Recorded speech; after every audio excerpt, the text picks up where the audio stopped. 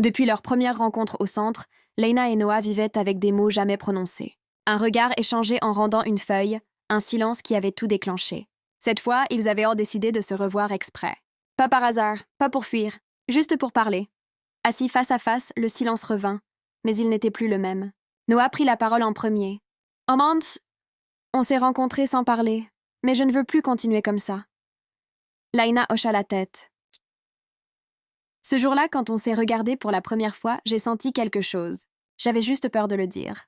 Maintenant, c'est le moment que je dois tout dire. Comment tu me laisses depuis qu'on s'est rencontrés? On est assez grand, pas vrai?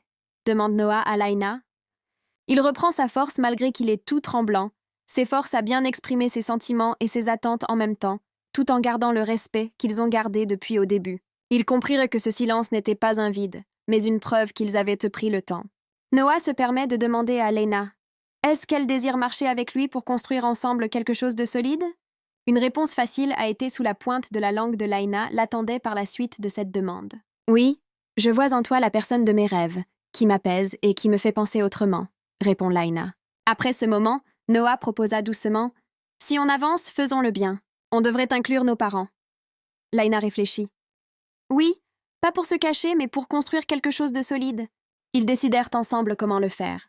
Raconter leur rencontre, expliquer leur silence, montrer qu'ils avaient choisi la maturité. Quand ils parlèrent à leurs parents, l'écoute fut sincère. Les parents virent deux jeunes qui se respectaient. « Vous avez pris le temps de vous comprendre. »« Nous sommes d'accord, » dirent-ils. Après leurs mots, un silence paisible s'installa dans la pièce. Les parents échangèrent un regard, puis la mère de Laina parla calmement. « Si ce que vous ressentez est sincère, montrez-le simplement. » Laina et Noah se regardèrent, surpris, le cœur battant. Il n'y avait aucune pression, seulement une invitation à la vérité. Noah avança lentement, Laina ne recula pas. Ils s'embrassèrent doucement, sans exagération, comme une promesse silencieuse. Un geste simple, mais rempli de sens. Puis Noah serra Laina contre lui, très fort, comme s'il voulait lui dire sans mots « Je suis là ». Laina posa sa tête contre lui. Elle se sentait en sécurité. Les parents sourirent, ils avaient compris. « Tali, c'est suffisant », dit le père de Noah avec bienveillance. Ce n'était pas seulement un baiser.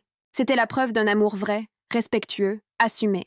Et pour la première fois, Laina et Noah n'avaient plus rien à cacher. Laina et Noah se sourirent. Le silence était enfin brisé. Et leur histoire pouvait avancer au grand jour. Comme d'habitude, restez avec nous pour la page finale. Merci et à bientôt. Bye, bye.